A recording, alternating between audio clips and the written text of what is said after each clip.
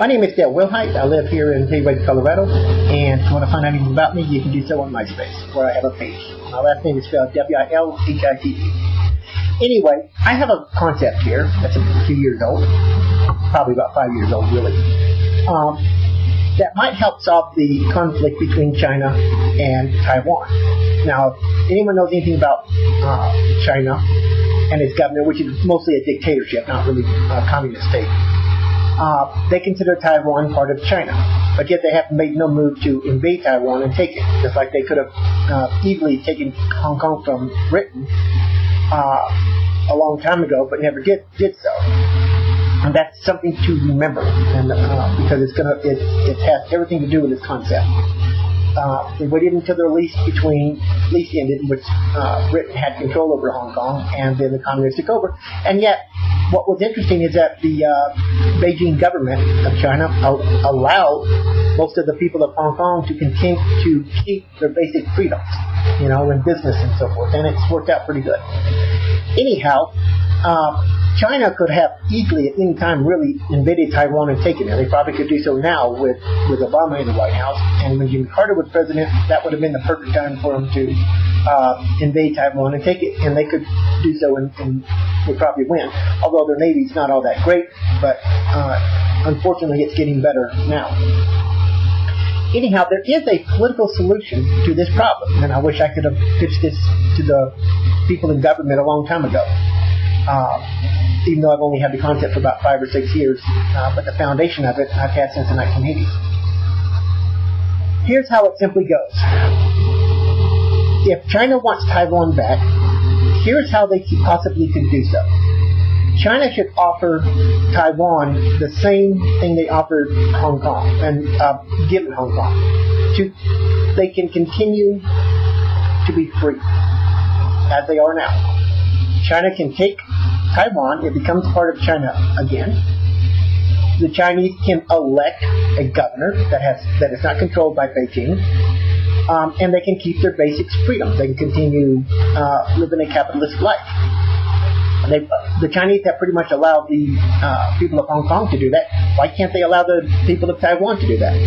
And here's what's interesting is, just as I said, part of the reason why this concept would probably work is due to the fact that the Chinese could have easily enslaved all the people of Hong Kong, but they didn't do so. They kept their word, and they didn't want to just take the people of Hong Kong and make them, I would say, miserable like the rest of China.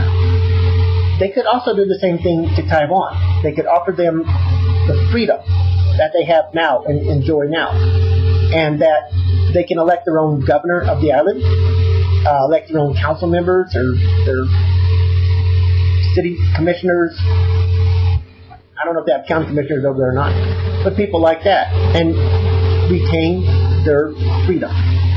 But China is in control of the island, and it is now part of China.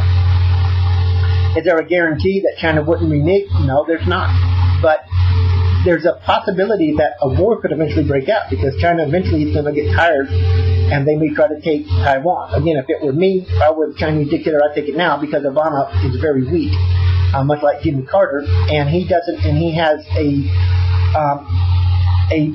attraction to left-wingers. And just like in the recent violence in Iran, it took him a long time to say something, and it took Hillary Clinton to get him to say something about it.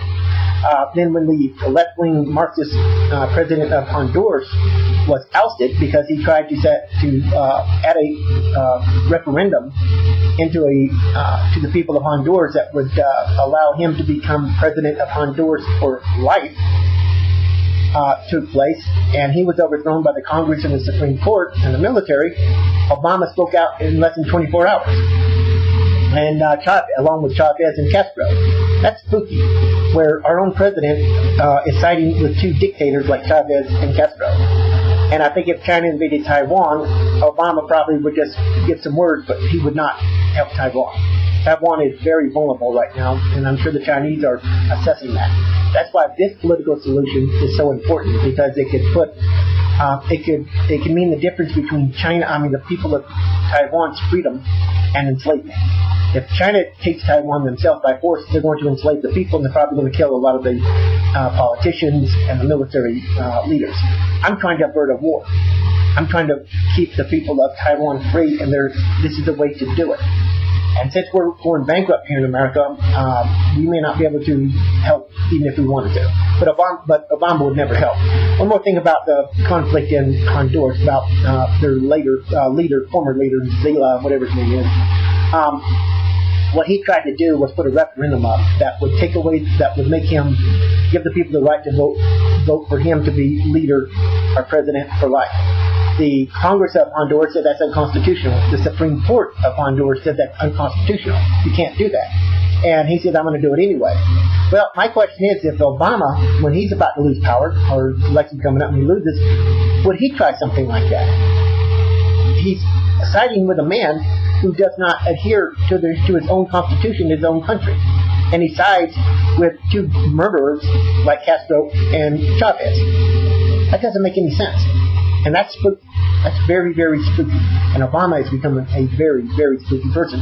But as time goes on, we're finding out that he has like we've always known, he has has an attraction to very left-wing thugs. Just like he went to Russia in a recent visit, but he ignored Ukraine and Georgia, two of our allies, very important allies. He just ignored them. And just like he went to the Middle East, he ignored Israel. So I think in the next election, he's going to get wiped out. He's a one-termer problem. But anyhow, this is how China and Taiwan could possibly avert a war. And I believe that the Chinese would keep their word. It's a long shot. There's no guarantee. But it's history is any indication. They probably would. It would be in their interest for them to do so. And besides, having, and I like that it's capitalist, actually helps them out financially. Because they're moving in that direction anyway. We're moving to the left. They're moving a little bit more to the right. There's still a long way to go.